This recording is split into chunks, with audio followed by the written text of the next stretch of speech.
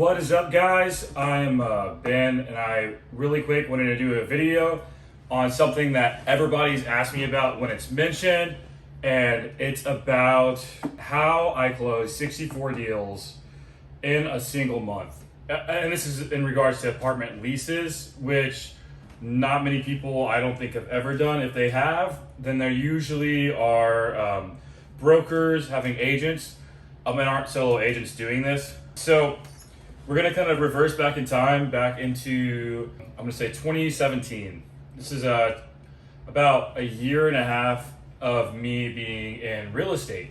Got my license in late 2015. You know, I worked my way up to this place to where I really knew how to work leads, and a lot of them, the broker that I had, they supplied endless amounts of leads, kind of like I have now. I can have as many leads as I would like. Back then it was the same. So they supplied endless amounts of leads, and so I could take as many as I could. You know, with closing ratio in mind, I knew how many I had to have, how many leads I had to work, and the amount of time that I had to put in to do that. So everything said and done, I was probably taking in minimum 200 leads per a week, so like 800 leads a month. I was doing over 10,000 leads per year. This particular month that I was at 64 leases, I remember I was grinding so much throughout the year. It happened to be July, which is normally the busiest time of the year, as long as COVID and stuff's not a factor. It was the busiest time of the year, and what I did was I said, all right, I'm gonna stick to my guns. I'm gonna work so much. It was honestly to the point to where it was kind of toxic. So I had rented out a little office in New Caney, literally just white walls, nothing else. I just sat down and I called clients constantly. They would call into us, and I would take every single phone lead, every single internet lead that I possibly could, you know, and help any client that I could. But it got so bad to where during my work time, literally, if my mom was calling, you know, I'd have to tell her I was going to call her back later, or she came by the office, I'd have to say, you have 5 minutes to hang out with me, because I have to get back to work. And you know, so I was like really punctuated on time.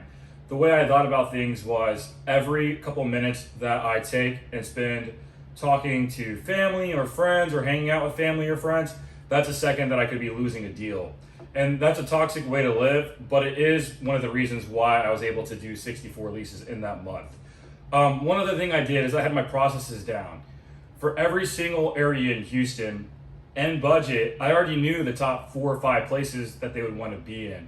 So if it was the Greenway Plaza at $1,700, I knew there was only 3 or 4 options that they would want out of all of the options, and I would give those recommendations over the phone, schedule the tour over the phone, and then I would immediately afterwards send them other details, right? And then I had my follow-up list that I went through every single day. And so I was doing a couple leases every single day. I think the max day I've ever had was like 13 leases in one single day, which was honestly insane. And I don't do 13 leases per day right now, and so thinking back, it's crazy. But it was basically what I would do is I would go down the entire list that I needed to follow up with, and just kind of check on everybody. And in that, that would be the day that I had the most leases. But altogether, I don't really 100% recommend that model, because you have to have a life outside of work. So I do recommend more relaxed, not stressed out, because there was a point back then where I was like throwing plates at walls. And that's, if anybody that knows me, I'm absolutely not that guy. I'm not the type of guy that'll throw a plate at a wall. I'm really relaxed, but back then I was just so stressed out when a deal would fall through or a property is like on my nerves.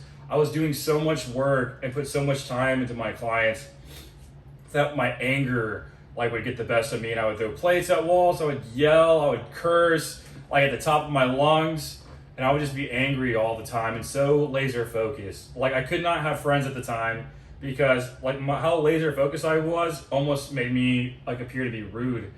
But with my clients, you know, it was the complete opposite. I was super friendly. Yeah, and I think one other big thing too was no matter how many clients I had, I always remembered their names, and I always felt like they were my friend. So whenever I would talk to them through the phone, it almost felt like they were sitting right in front of me.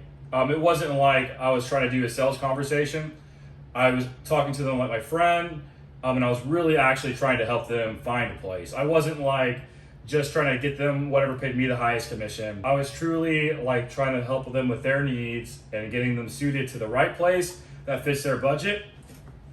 And so that's one other thing, you know. And if someone else is trying to do 64 leases, I don't know how possible it is for like someone who's just starting. I have seen agents do 30 deals within like their first 3 months of starting, including my brother Joe, who's my twin. Within his first month or two, he was doing like 25, 30 leases, which is crazy. My first month, I definitely didn't do that. But overall, I think if you want to do 64 leases, you got to make sure you have a really, really good lead flow, right? A really good lead flow. You got to make sure most of your clients are qualified. You don't want to be working clients that are looking in 2022, you know, like that doesn't count towards a qualified lead. Because if they're looking in 2022 or 2023 in reference, that's going to be like 4 months or later than now, then you're not going to close them right now. And most likely they're going to fall off unless you're keeping in constant contact with them. But beyond that, really good lead flow.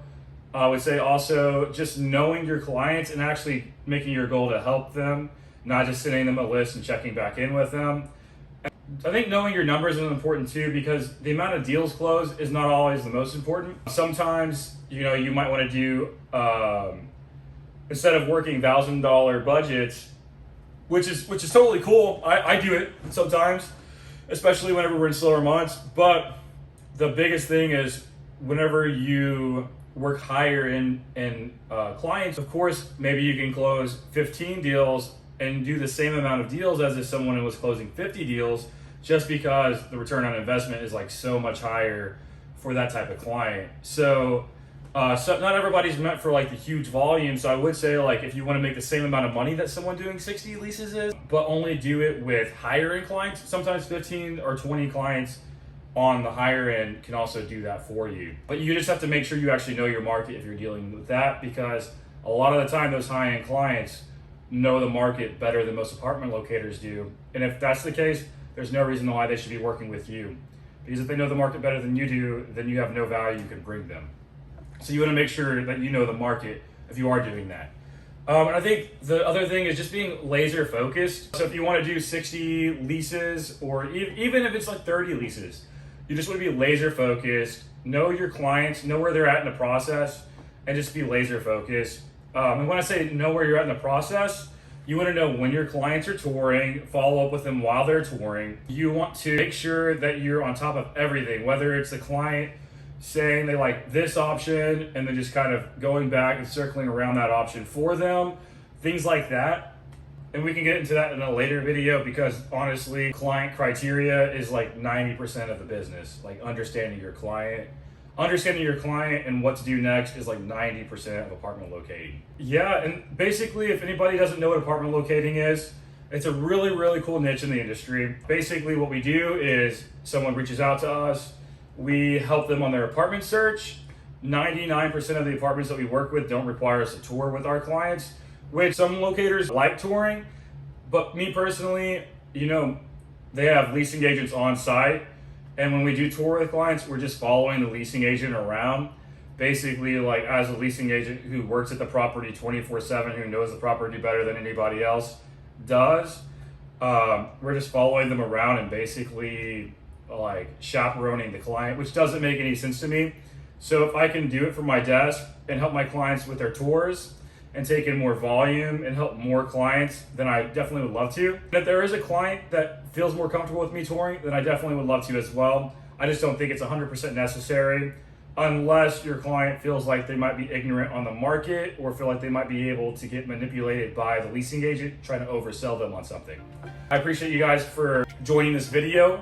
I'll definitely be making some more in the future. It's currently 1 a.m., but I appreciate y'all and hope you guys have an amazing day or night. And thank you.